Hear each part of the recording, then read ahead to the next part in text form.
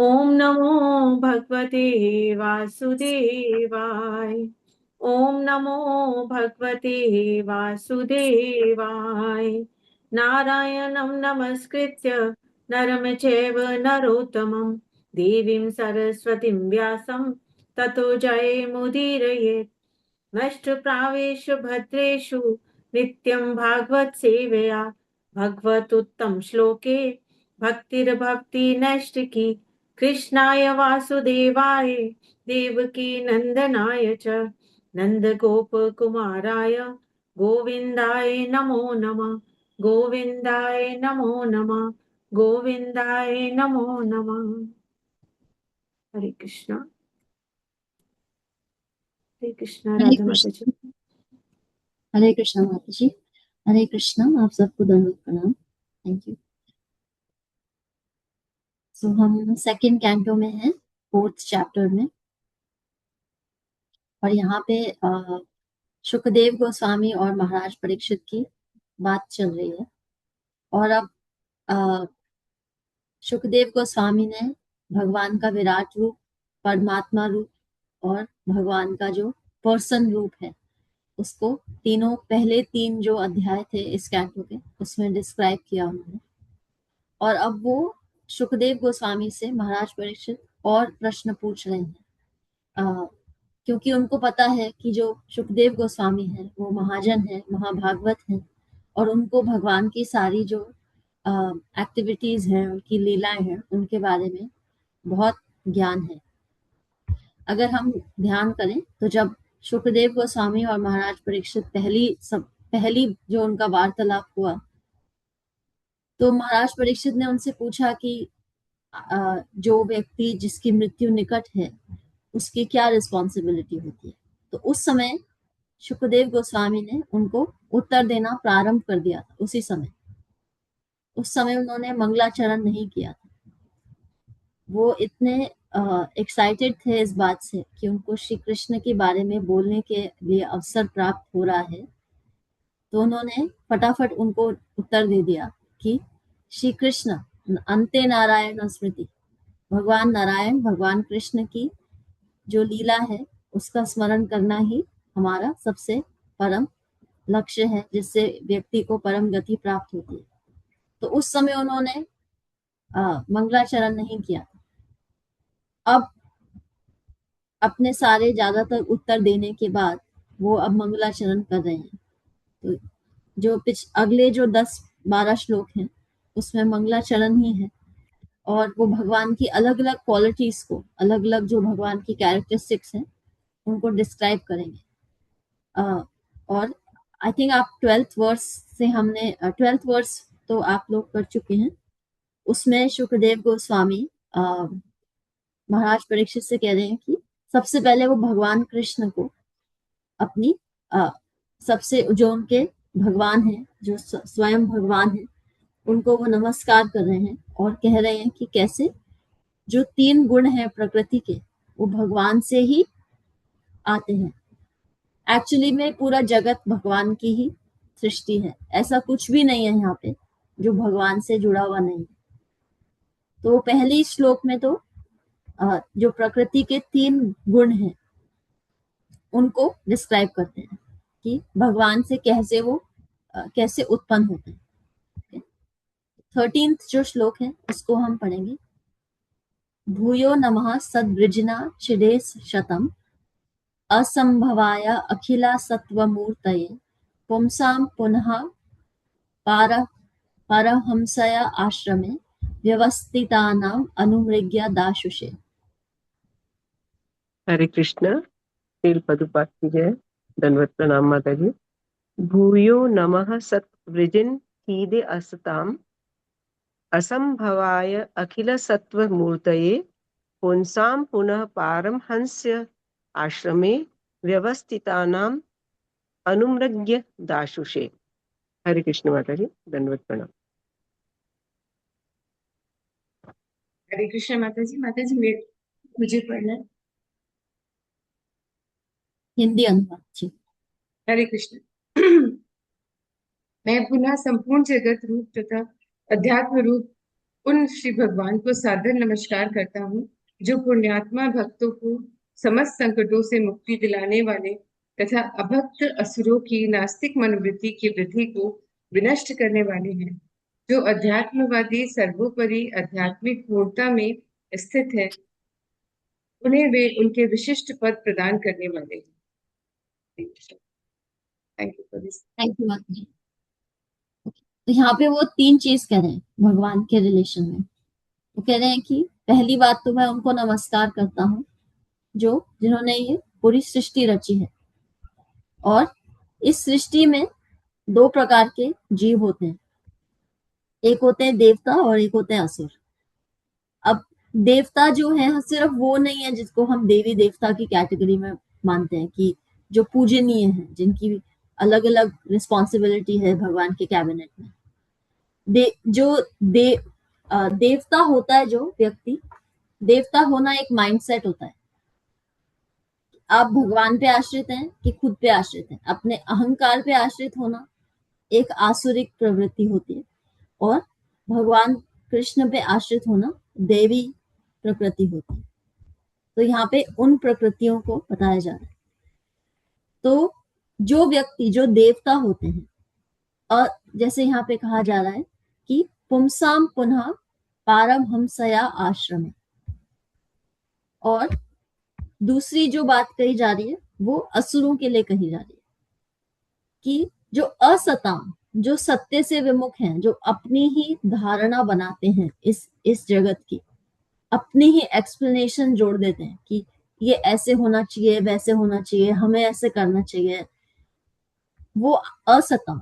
जो, क्योंकि माया क्या है, माया की सबसे सरल परिभाषा क्या है, वो जो नहीं है, वो जो नहीं है वो माया है। जो आपको दिख रहा है लेकिन वो सत्य नहीं है अगर वो भगवान से नहीं जुड़ा हो, और अगर हम उसे सत्य मान लें तो वो माया है। तो जो माया का आश्रय लेते हैं, जो अपनी अहंकार का, अपनी बुद्धि का आश्रय लेते हैं, वो असुर होते हैं।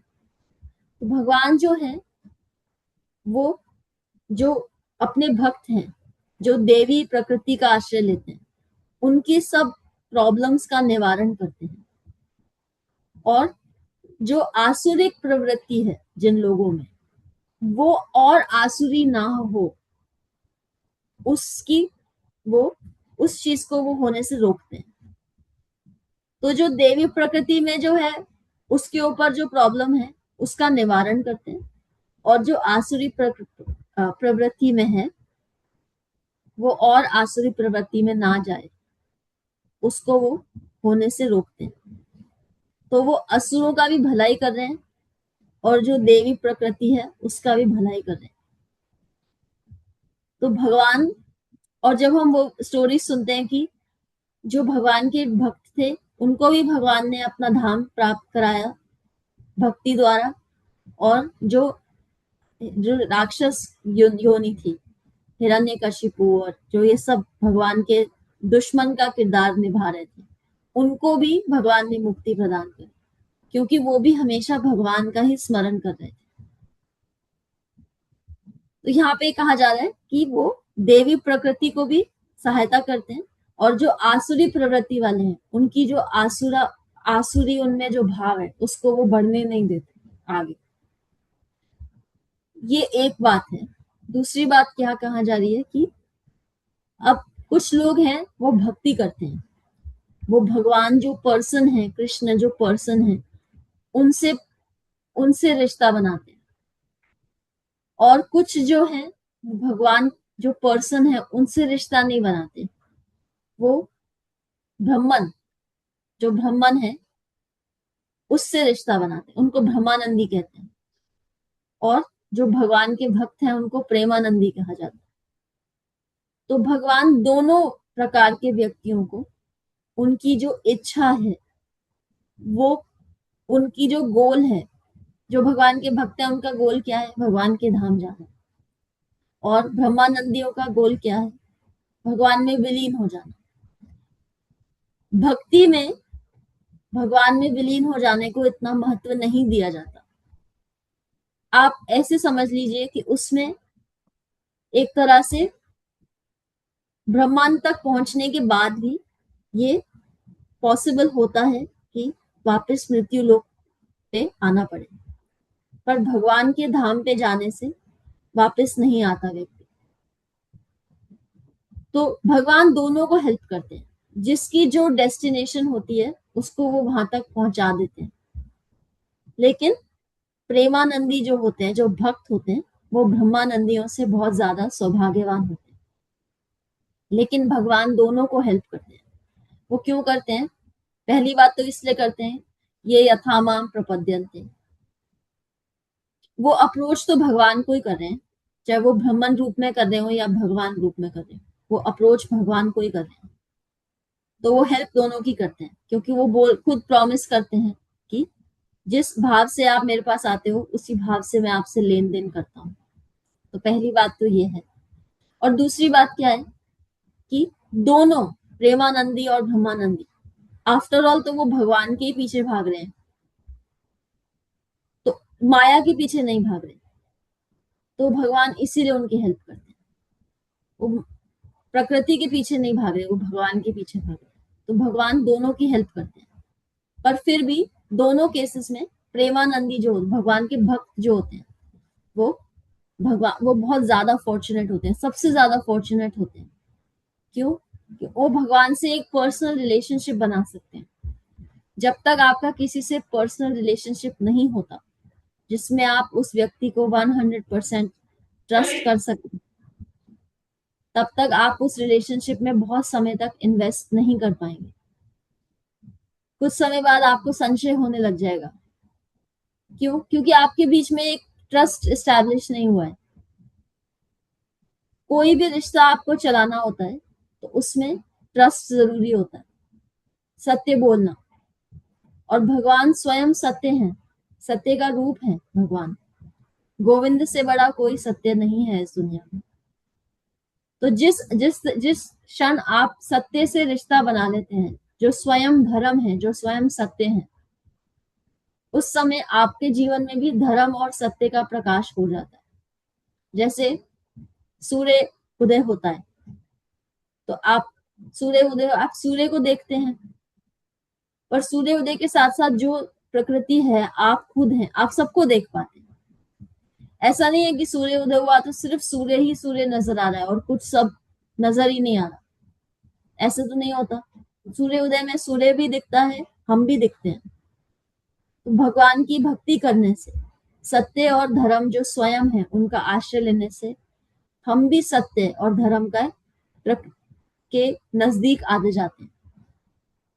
आत्म साक्षात्कार क्या है? सिर्फ भगवान का ज्ञान नहीं, आत्म साक्षात्कार खुद का ज्ञान होना।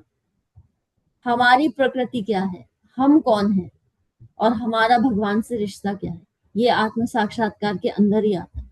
तो इसी प्रकार यहाँ कहा जा रहा है कि भगवान से जब हम रिश्ता बना लेते हैं, पहली बात तो वो अखिल है। अखिल मतलब कंप्लीट है, किसी भी प्रकार से उनमें कोई इनकम्प्लीट नहीं है कि कुछ इनमें कमी है, ऐसा नहीं है।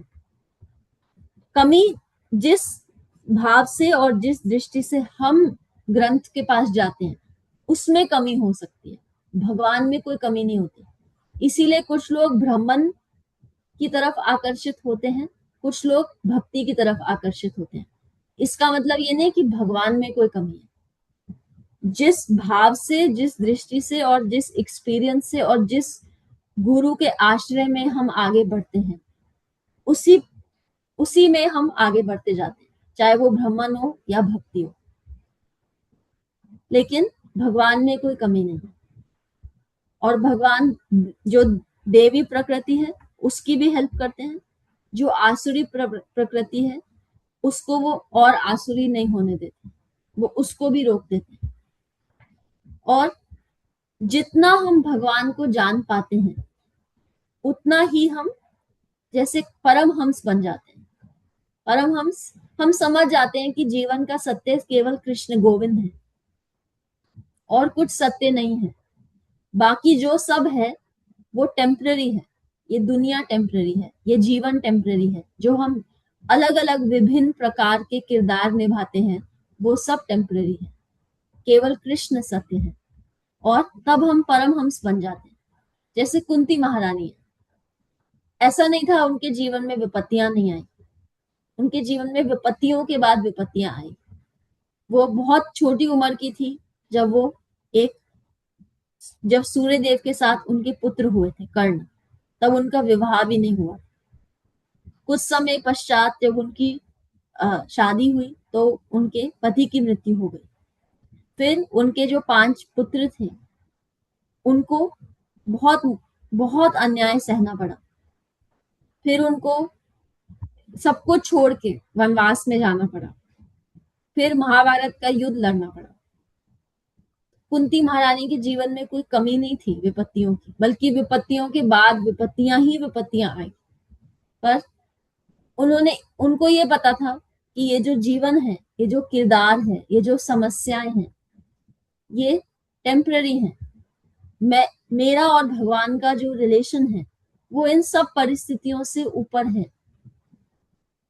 और ऐसी जब हम भक्ति बारी बारी करते हैं तो हमारे अंदर क्या होता है, ये माइंडसेट जागृत हो जाता है कि हम भी एक्चुअली में हमारा जो मन है वो परमहंस बन सकता है, पर वो बनता नहीं है। हंस क्या होता है? जो दूध और पानी को अलग कर देता है, यही परिभाषा जानी जाती है। अब दूध और पानी क्या है? विपत्ति को अपने आप को खुद ना समझ लेना, दुख को ये ना समझ लेना कि ये मेरा दुख है, ये मेरी समस्या है, या सुख को ये ना समझ लेना कि ये मेरा सुख है, इसको हम भोगेंगे। ये परमहंस स्थिति होती है कि ये जान लेना कि अखिल मूर्तिमान जो कृष्ण भगवान है, वो और मेरा जो रिश्ता है वो अनादिकाल से है।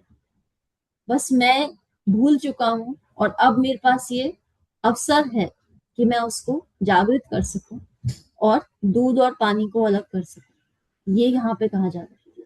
तो परमहंस बनना किसी के भी हाथ में तब तक है जब तक वो भगवान कृष्ण को मानते हैं, भगवान कृष्ण को सबसे सत्य का वो सत्य खुद है और सत्य का सबसे बड़ा प्रतीक भी वो है। और वो यहाँ खुद कह रहे हैं, सुखदेव गोस्वामी कहते हैं कि जब आप उनकी भक्ति करते हैं तो वो ये प्रॉमिस लेते हैं। वो क्या प्रॉमिस ले रहे हैं? कि जो आपकी विपत्तियां हैं उनसे वो आपको असंभवाया, जो भी असंभव है, असंभवाया। जब हम विपत्ति में होते हैं तो हमें क्या लगता है? ये असंभव है, इसके पता नहीं कभी समय बदलेगा कि नहीं बदलेगा, कभी उम्मीद जागृत होगी कि नहीं होगी। क्यों? हम अपने आप को कर्ता मान लेते हैं कि हमने तो सब प्रयास कर लिए, हार गए हम तो। इसीलिए तो हमारी उम्मीदें कम हो जाती है जीवन में। पर भगवान के लिए क्या कहा जा रहा है? असंभवाया अखिला सत्व मूर्तये। पहली बात तो वो कंप्लीट है, और असंभवाया, जो असंभव है जीवन में, वो उसको भी संभव कर देते हैं। क्यों? क्योंकि वो कर्म, काल और नियमों से आपसे लेन देन नहीं करते, वो उन सब के ऊपर आपसे लेन देन करते हैं। अगर हम आज ये सोच लें कि हम अपने कर्मों के हिसाब से यहाँ पे बैठे हैं और भागवतम सुन रहे हैं, तो ये हमारी बहुत बड़ी गलतफहमी है। हम केवल अपने कर्मों के बल पे नहीं भागवतम सुनते। भगवान की विशेष कृपा होती है, वैष्णवों की विशेष कृपा होती है, तो भागवतम हम सुन पाते हैं। तो इसीलिए असंभवाया अखिला कृपा मूर्ति जो भगवान है, जब हम उनकी शरण में आते हैं तो किस चीज को कैसे वो पॉसिबल बनाते हैं वो भगवान स्वयं जानते हैं। और जो असत का साथ लेते हैं, जो सत्य के विमुख काम करते हैं, जो अहंकार का आश्रय लेते हैं, जो खुद को कर्ता मानते हैं, वो उनकी भी जो आसुरिक प्रवृत्ति है उसको भी कम करते हैं। तो ये भगवान का ही मन है जो असुरों को भी और असुर बनने से रोकता है, और जो देवी प्रकृति है उसको और देवी कैसे बनाना है, ये भगवान ही कर सकते हैं। अगर हम अपने लेवल पे न्याय करेंगे तो हम क्या करेंगे? जो देवी प्रकृति है उसको तो हम कहेंगे हाँ इसको तो देवी प्रकृति और दो, और जो गलत कर रहा है हम उसके लिए क्या कहेंगे? इसको पनिश करो, इसके साथ गलत होना चाहिए। और भगवान क्या कर रहे हैं, तुम आसुरिक प्रवृत्ति के हो, लेकिन मैं तुम्हारी आसुरिक प्रवृत्ति और आगे नहीं बढ़ने दूंगी। ये भगवान कृष्ण का ही दिल है जो दोनों को एक साथ अकोमोडेट कर लेता है और इस पृथ्वी पे बैलेंस बना रहता है धर्म का। क्यों? कृष्ण भगवान है, इसीलिए कृष्णास्तु भगवान स्वयं। Thank you. हम यहाँ पे स्टॉप करेंगे। हरे कृष्णा। आप सबको दंडवत प्रणाम।